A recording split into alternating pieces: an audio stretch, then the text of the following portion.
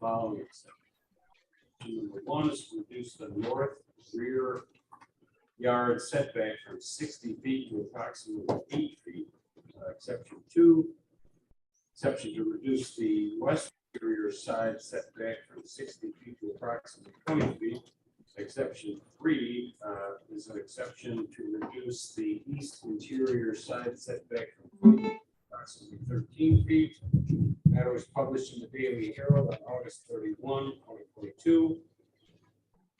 It's our custom to circulate this all petitions to various departments of the county and neighboring municipalities and authorities. We have done so.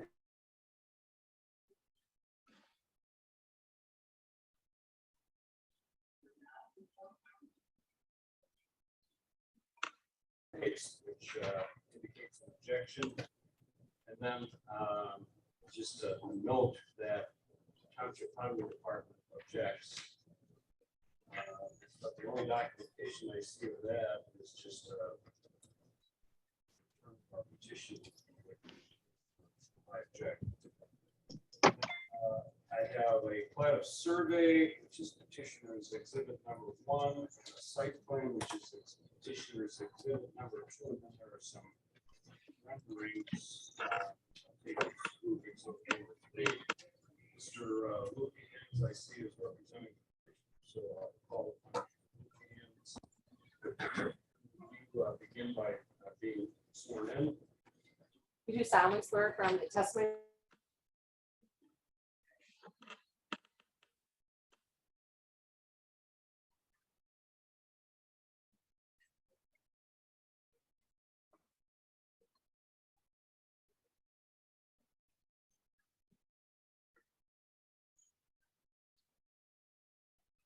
on behalf of the petitioners.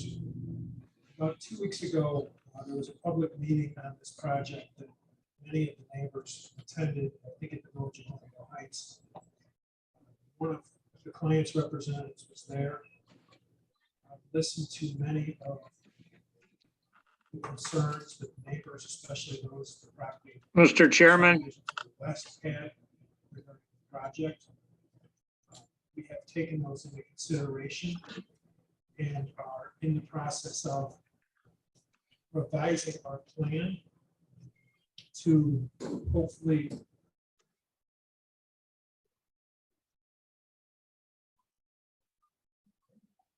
and we would ask for a continuance of this hearing now that it's open to be continued so that we can present that to the board and to a new plan that hopefully is more palatable, or at least has less effect, and especially as it relates to the setback on the west, which is an area where we have large contingent of homes directly to the west. I think our setback was 20 feet. We're trying to get that as close, if not to 60 feet, so there would be no variation in that regard. So that's our goal. That's what we're working toward. We would ask for a hearing date. I know that you are in cannabis, you're in the middle of a lot of cannabis ordinances that you're dealing with over the next month. I can handle it.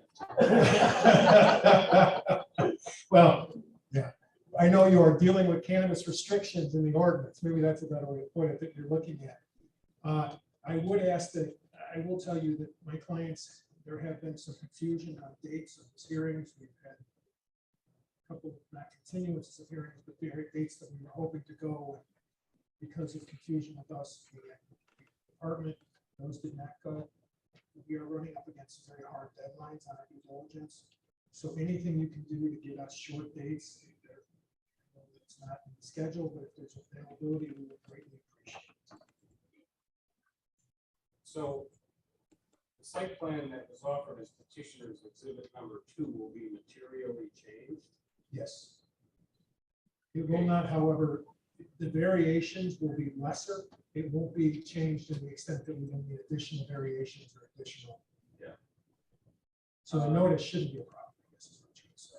Okay, so we'll allow you to withdraw the substitute exhibit. presents a problem because we have a number of people here tonight and our rules are such that we only take comments from any individual. I don't know how many people are here just to find out what's going on.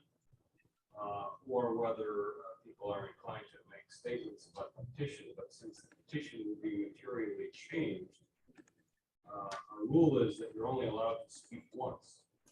So, convenience, I could allow some of you to speak, but testimony will be this evening, will be effectively sort of ineffective because we don't know what the plan is.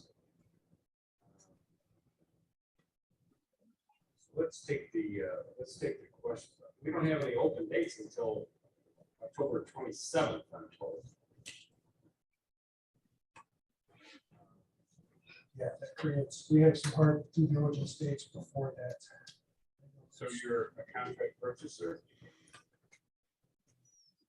We've already had to go hard on one extension because of some of the timing problems we've had. And you're, I'm sorry, you're representing that you've already extended the contract once? Probably twice. Oh, And we have two contracts because we have two property owners. We have an easement over one and then our purchase over one. all right, so that means that we have to have a hearing outside of one of our Thursday schedules. I'm in that position, and I know it's not easy to get an extension of contract revision once or twice, but trust your judgment as to the need for, because I don't want to postpone it. I don't want to get tested for.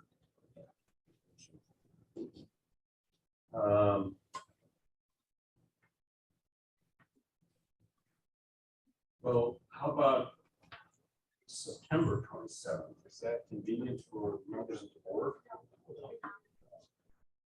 Why is that date bad? I do want to speak. I'm directly affected. I'm right. Some time today I can show you. Well, if you're telling me that you're a directly affected neighbor, I'll give you consideration. I have to put on a testimony about where. Will you be here on the 26th or the 28th, or is that just for the whole week? Unfortunately, that's the next. Do you want to testify tonight?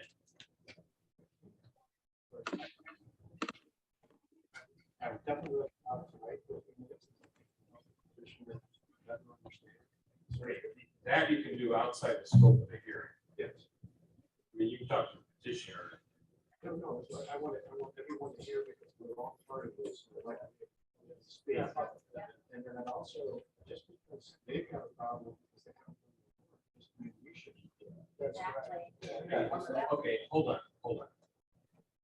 I don't think there's ever been a case where we have denied a petitioner's request for continuance virtually unrestricted, certainly in circumstances like this. I have to balance everybody's rights. Now,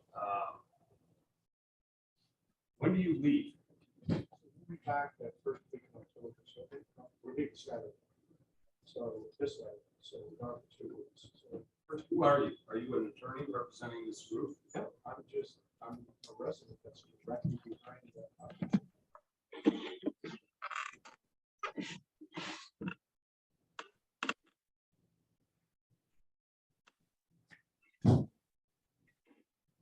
I missed you said you're back October or something. Yeah, anytime that first week in October, after first week in October, anytime after that. What does that do to your contract schedule? It's tight, but I mean, I understand that. So, I don't think there's a material difference with respect to the downstream scheduling of this matter. First week of October.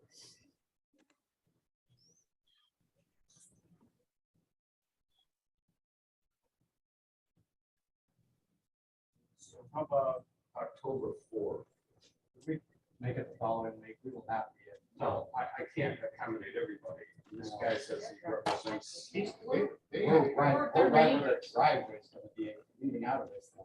Okay, here, you understand what's going on with this I do contract? understand, yes.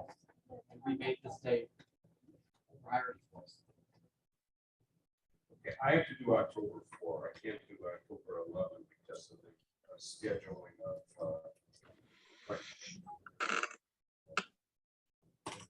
work. So I have to set the matter for in this room, 6 o'clock, October 4. And yeah, hold on one second, please.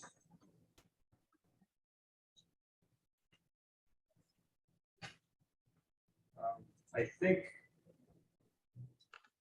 my best solution, as long as I'm deciding which to break, is that I will permit people to speak briefly tonight, and then I'll suspend the rule for we only allow people to speak once. I will say that you can submit written testimony, and we'll take that into the record too, so you can't make the October 4th meeting. Want to give a written statement, and feel free to the staff, the same place that's on the. Yeah, they'll take you. I'll tell you what, with respect to the details of communicating with the staff, just to see these people after the hearing. Okay, you have a question, sir? I'm gonna need you to come up to a microphone, please.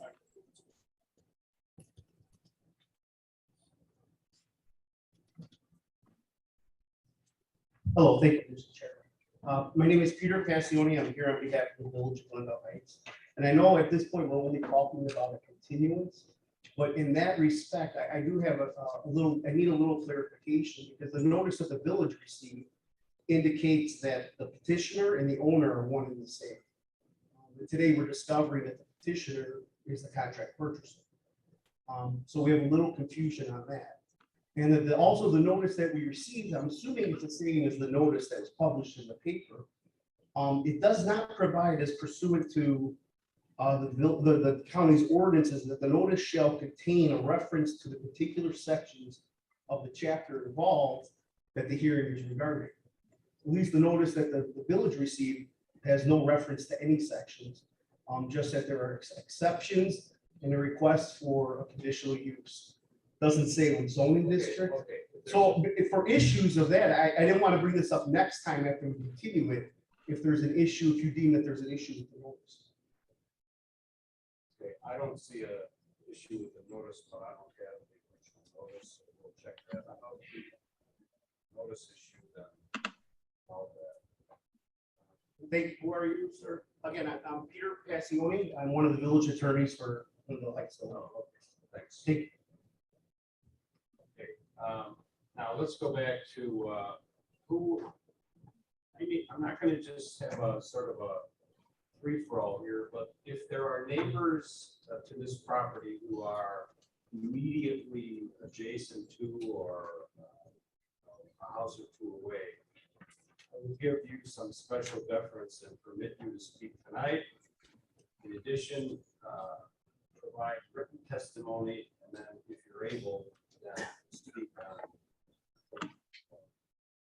So how many people fit that definition? You can't all be neighbors. All right, I'm not going to permit 10 or 15 people to speak twice. I saw 2 people who indicated that they are directly affected because they are adjacent. I'll give those people special deference. I understand this. I don't need to be dismissive about this because I understand exactly the impact that it's on the neighbors. So if you speak, how many people sort of fit my rule?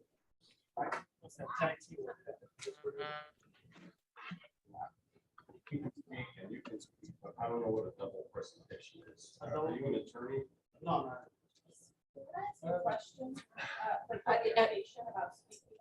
My name is Linda Plant, and I'm the DuPage County Board, and this is my district, so I represent everyone here.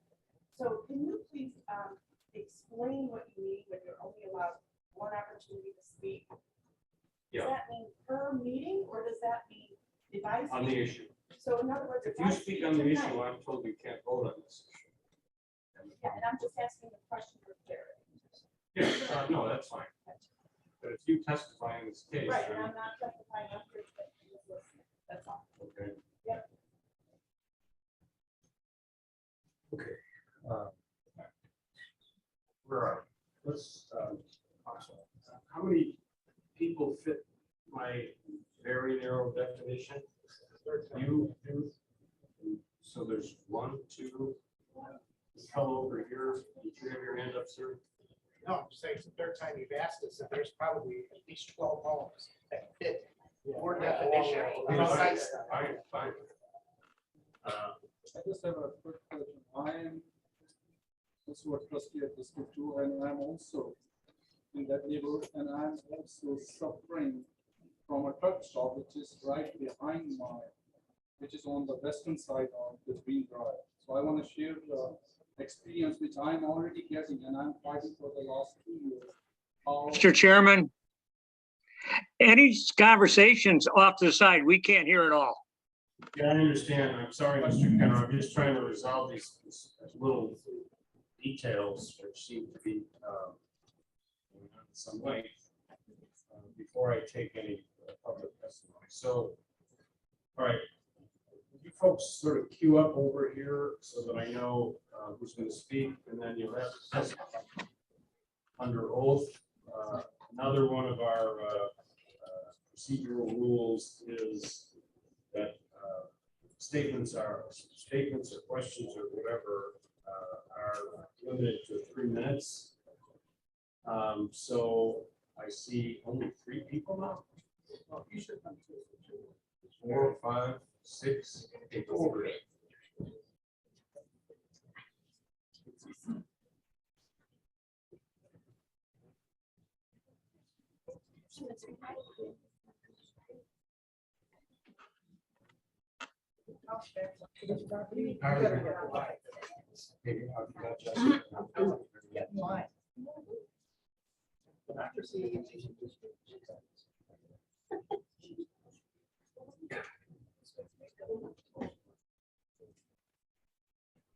All right, before we start, well, let's have all of these people sworn in for their Would you raise your right hands, please? You do solemnly swear or affirm that the testimony you're about to give at this cause now hearing will be the truth, the whole truth, and nothing but the truth, so help you God. Okay, before you begin, just by way of clarification, our procedural rules are that we permit one person to speak on the issue one time. And that is because we don't do a dialogue back and forth. It's just make your statement, tell us your position, and so we take that into our record and consider it as our vote. The reason that I suggested that it's probably not effective to give testimony before a presentation is made is that I don't know what's going to change. You don't know what's going to change. So how can you tell us in any substantive, efficient, and effective way what your attitude or opinion is? Furthermore, the petitioner said he's going to try to accommodate some neighbors. So the tension between trying to work this thing out and then testifying. So that's my view. That's been the practice of our zoning board for quite some time. Now I'll take your statements. I'll take your statements. When you speak, you need to identify yourself, say and spell your name. Tell us your address, tell us approximately where you live in relation to this subject property. And then tell us, I support the petition, I oppose the petition, I'm neutral, and I just want to ask a question. And couple of words, tell us what the basis of your position is. Reason that I ask you, and then you'll be given time to develop the point. But many people are unaccustomed to public speaking, and we have to sort of listen to the full statement in order to figure out what we're listening for. It helps us to say, for instance, I object to this petition because of XYZ traffic or public safety or whatever. I'm suggesting that those are issues here. I'm using these examples. Then we know what to listen. All right, sir. Wanna go first? Yes, my name is Chris Becker, CHRIS, BECKER. My wife and I live at 1017 Victoria Lane. We are positioned directly behind, we're like the fifth house from the end, so we're almost in the center of that piece of property. And I'd like to submit some, how can I say this? Submit. I just like to submit an exhibit for reference. It'll make the meeting go a lot easier and faster. Okay, we have Becker exhibit number 1. Are you objecting or? I am objecting, it's documented. So I just want to formally, and there are several pages, but I'm going to get to one very quickly and I'll well be within the 3 minutes, okay? So let me get started. All right, so if you, the first couple pages are just for reference, because if you haven't seen the site, this will help give you an idea of what it looks like over the. If you come in from the bottom, the 5th house, there's a little star on it. That's where I live, my wife and I. And again, that gives you a perspective on the current site. The next one is I just copied and pasted what the current proposed plan is on the next page. Give anybody an idea of what it would look like. I think it's roughly to scale. I'm not an engineer to get it perfectly to scale, but it gives you a perspective on what the residents are dealing with. The 3rd page is just simply the residents that were contacted. That's highlighted in red, and that will affect all of the townhomes and all the people in the area. And actually, the 4th page is what I really want to get to. That says common sense. If you go to the common sense page, this is the argument and the position that we take. First of all, the site plan belongs in an industrial park. Anyone would look at this site plan and have to agree that that does not fit, it does not belong. So that's not what this site is all about. This is not what it's currently zoned for. And any condition or variance to that, it just simply doesn't fit. So if I look at it from a common sense standpoint, there's a couple of things. One is that shouldn't belong, that doesn't belong there. The second thing is that the plan doesn't fit both size and conditional use. The use of that property is not for a distribution center with those trucks in that environment. The third thing is that there's a lot of other conditions and other proposals that would make sense for that site. This isn't one of them. This does not belong. The second part of that page is the impact, okay? When I try to highlight this, this is just a short list of the things that we believe are affecting us. And this will significantly diminish property value of not just my home, not my wife's home, not my neighbor's home, but everybody in the residential community. So if you look at that red zone on the page earlier, there were 38 homes that were contacted. If our property value goes down, that whole area goes down, okay? And we're all affected. The next part about public safety, health, comfort, noise, and pollution. There's no way that just those small number of homes are going to be affected by the noise and pollution. Even if you give us the 60-foot setback, which I appreciate you're going to try to do that, it still doesn't fit, okay? And the constant noise, the pollution from the diesel trucks, it's going to kill the vegetation. If you look at this plan, that we're going to wipe out all, I won't go down that road because you're going to change that obviously. But to give us 20 feet and wipe out all those mature trees is just ridiculous. The second thing is, okay, so I already mentioned this about the 60-foot, we're going to address that. But the destruction of all the trees in the neighborhood, wildlife, and putting up a new screen of new trees, it just doesn't have the same effect. All of the animals and wildlife that are living there will be affected permanently. There's dangerous construction on pots, I'm sure my other names will talk about that. And also, I don't want to pay for additional use of fire and all the other things that can have to come into play when that building is built.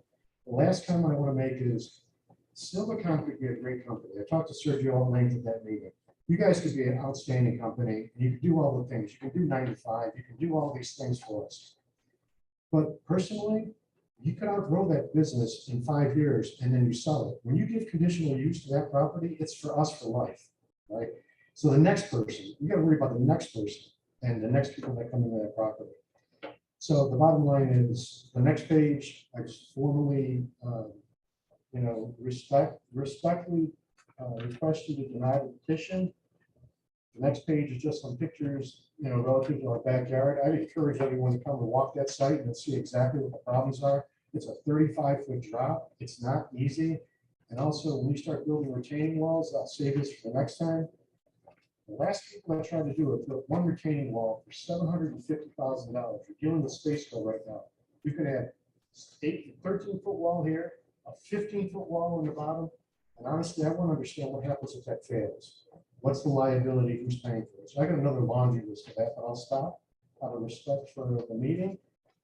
At the end of that document, we just started a couple of names, and we've got all those names right now, which are our neighbors signed petitions. So I just want to formally put that in the record. I thank you for your time. Any questions? Sure. You see our staff about hired notaries for the petition.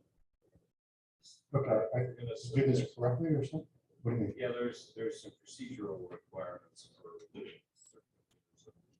Everybody's name doesn't have to be, everybody doesn't have to have their name notarized, but the circulator does have to be certified. Circulated. by- So it wasn't made up or something like that, right? Yeah.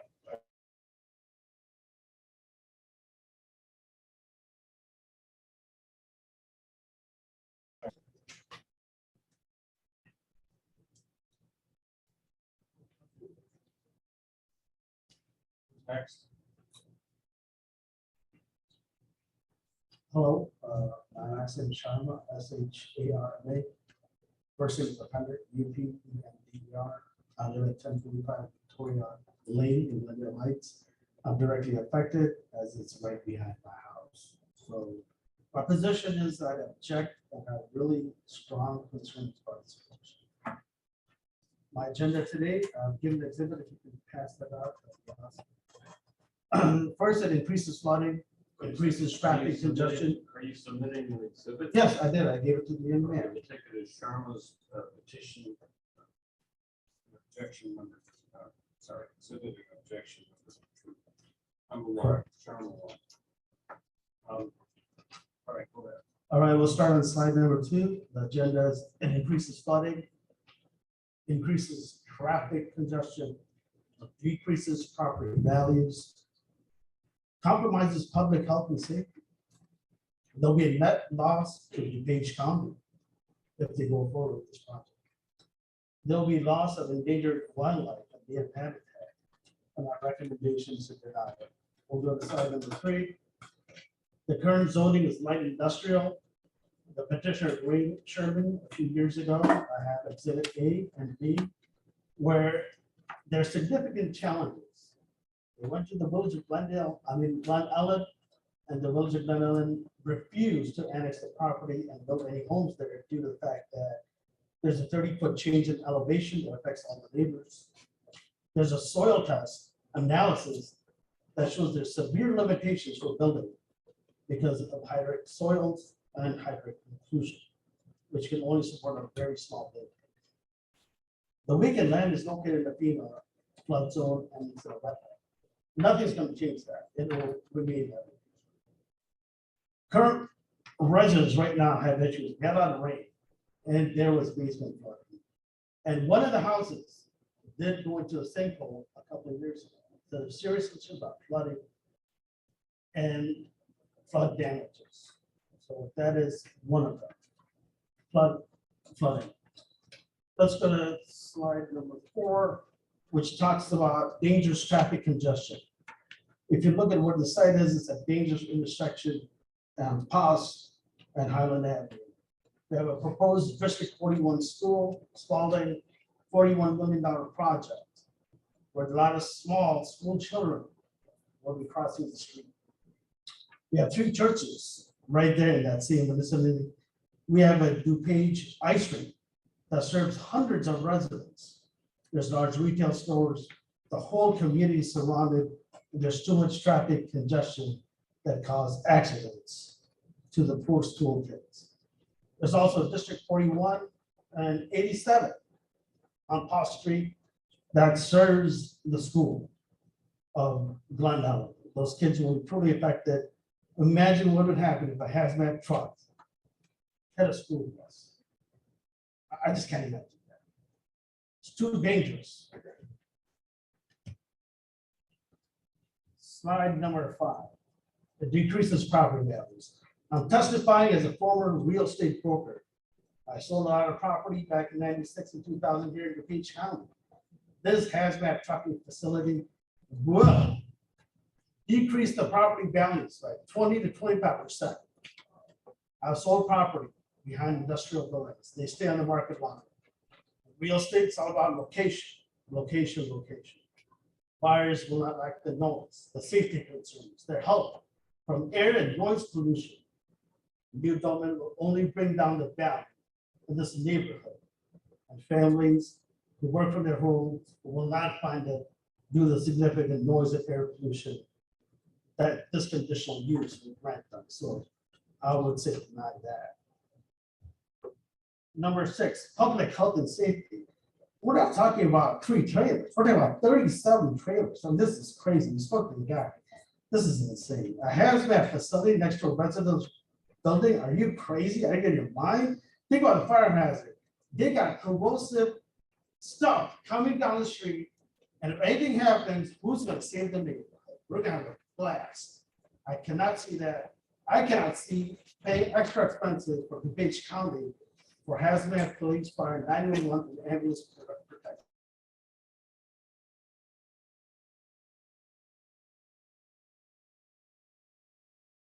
Next to DuPage Ice Rink and Great Western Trail, that's heavy pedestrian traffic. Nothing's going to change that. But this puts us also another big concern is conditional use. We give them conditional use, they'll put nuclear waste. If you look at the current zoning, if you have conditional use, there's no turning back. You'll have uranium and polonium. You start to wrap it up, please. All right, this is that lost to the big chunk. This is really important. I did a calculation. If you see on slide, the other one, the county will lose $200,000. They'll have to pay for the wall, all kinds of stuff. We can calculate that. And the last, this is the most important. We have the rusty ash bumblebee that lives in the vacant land. I called the U.S. Wildlife, and they have told me that they got to comply with all federal laws based on that. So I would say deny this petition. Thank you, sir. You won't.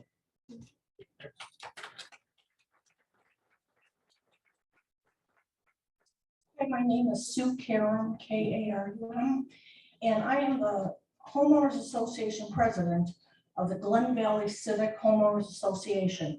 We are on the east side of Maine, kitty corner to Paz, all the way to North Avenue. I just found out about this meeting last night, didn't know anything about it. A couple of things that I just want to ask, have they done a traffic study? Are they going to put up a stoplight? They are talking about putting up a school at Spalding, eminent domain for homes, taking homes out. Right now, we can't even turn south on Main Street from First, 7 to 9 in the morning, and 3 to 7 in the afternoon. We have to go down to 2nd Street just to get out of our subdivision.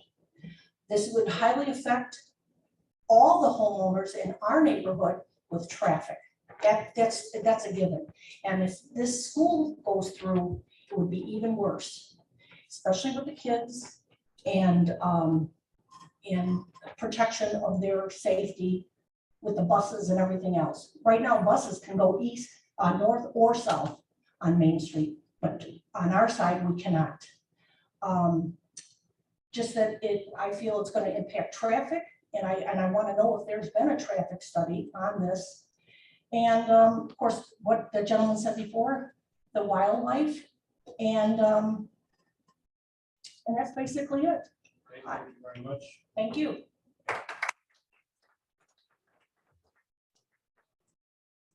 We're not counting the number of people that applaud one way or the other, so that also affect. Okay.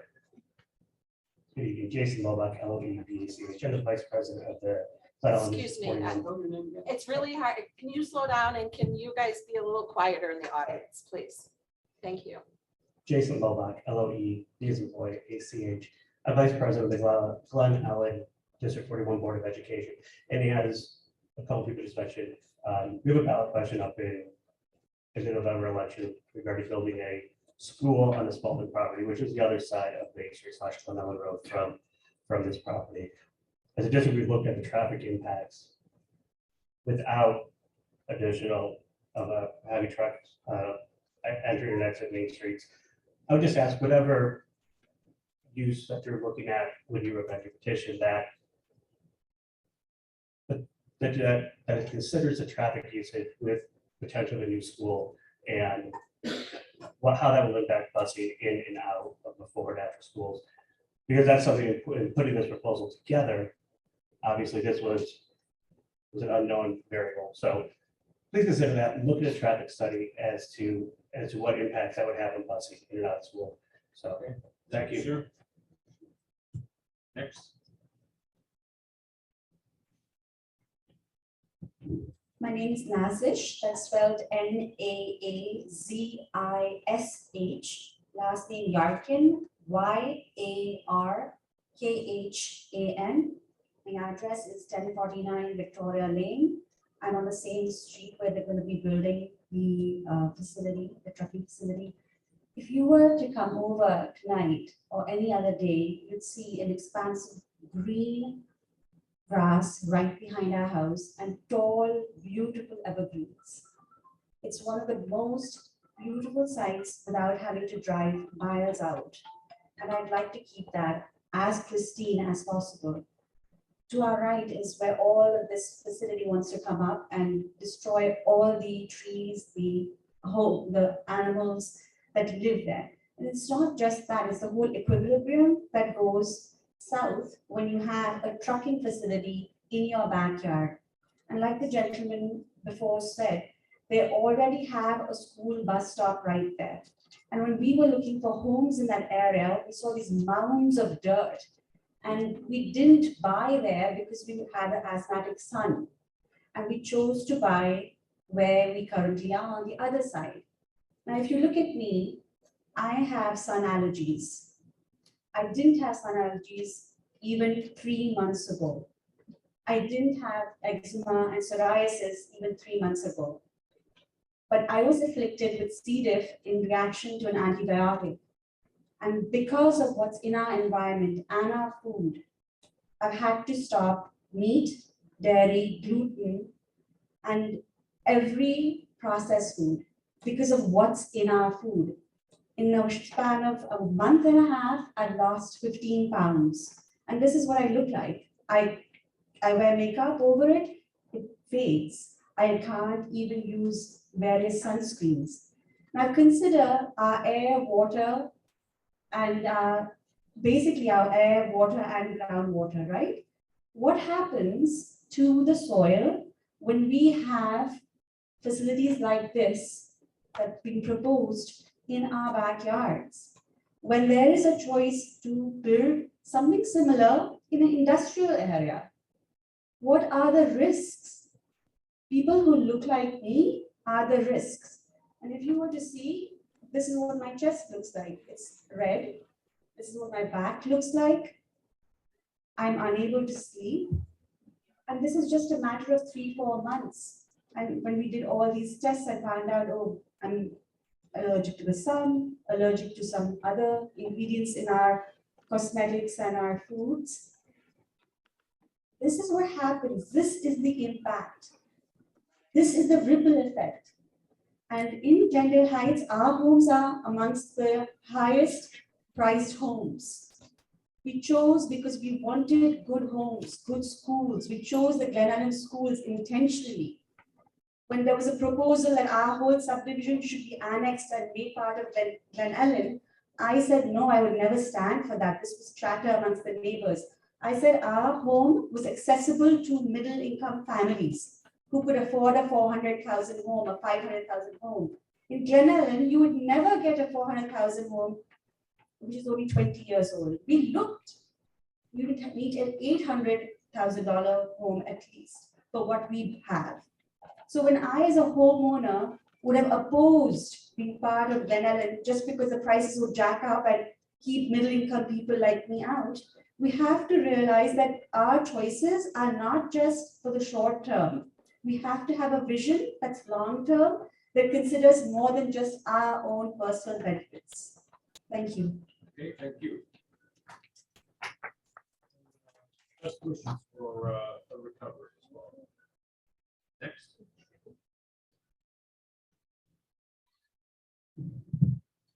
Good evening. My name is Charles. Last name is Riley, spelled R-E-I. B as in boy, L-Y. I live at 1005 Victoria, and I oppose this project. Some of my notes that I wanted to share with you, some of them have already been shared. One thing that stands out to me, of course, as an overview, this business doesn't seem appropriate to put right slapped up against a bunch of backyards in the neighborhood.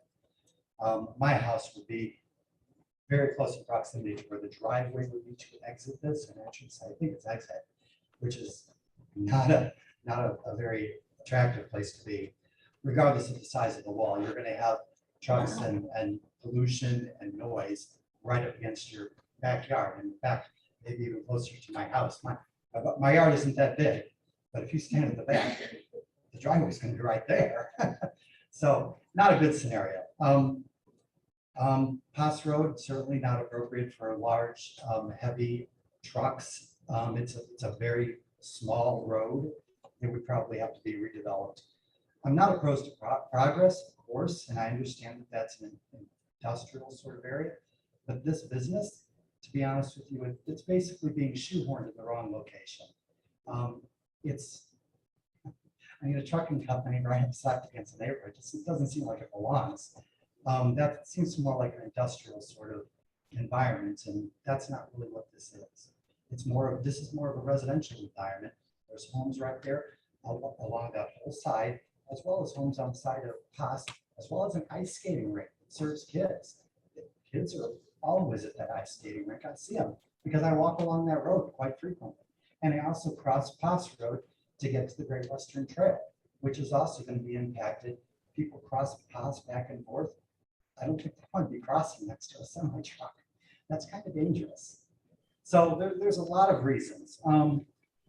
Also, as a side note, the back of my yard has the elevation starts to change across the back as people have expressed. This isn't a straight plot.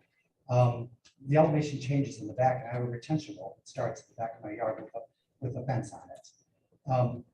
I'm concerned about the impact of that retention wall and the erosion of that. Regardless of how far your setback is, you're going to change the topography of that plot of land because it's not flat. So how is that going to affect me?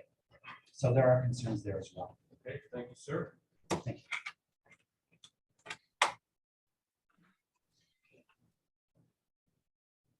you. Hi, Chairman. This is Nahid Moinuddin. I can spell it by Naheed, and my last name is Moinuddin. I live in 1045 Victoria Lane, and the project I really object because it's really behind my my backyard. So it will affect us a lot. The first thing, it will decrease the value of our house. And the second thing, too much hazard material will be coming in there, and the kids going to school back and forth, it will hurt them.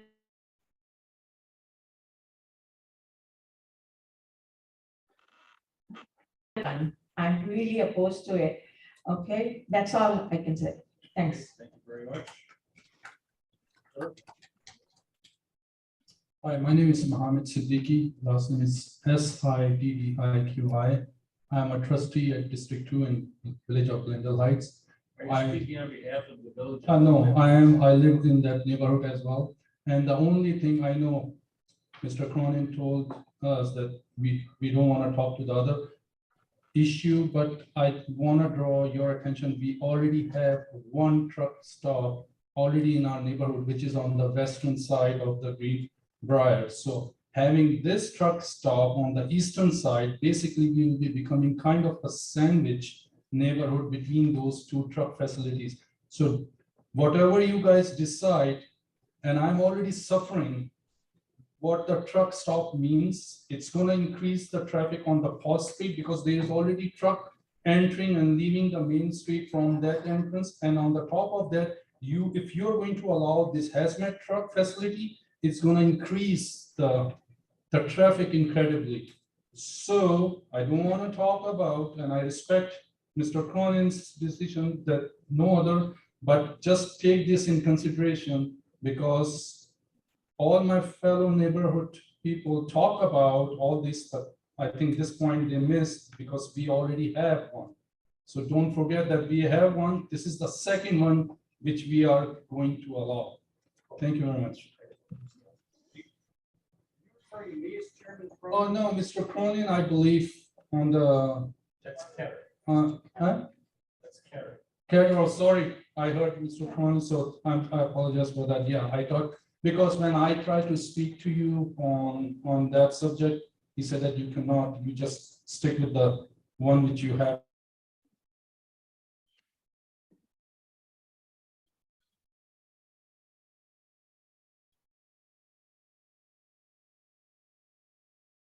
Facility, which is on the western. Okay.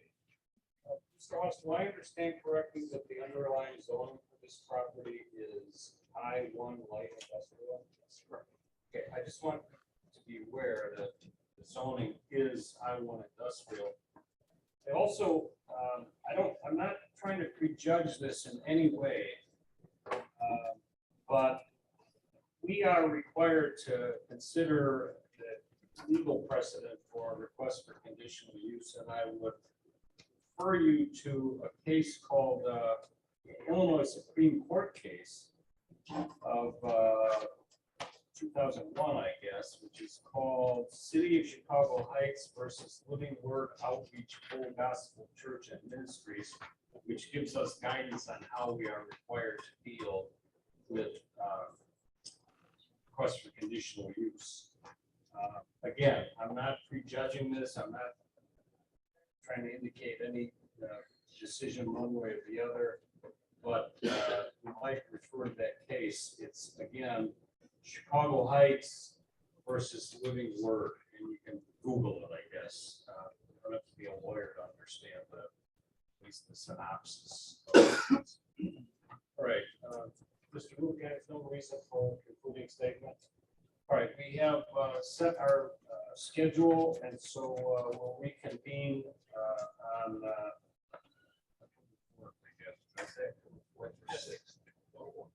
October 4 at 6 p.m. in this same room.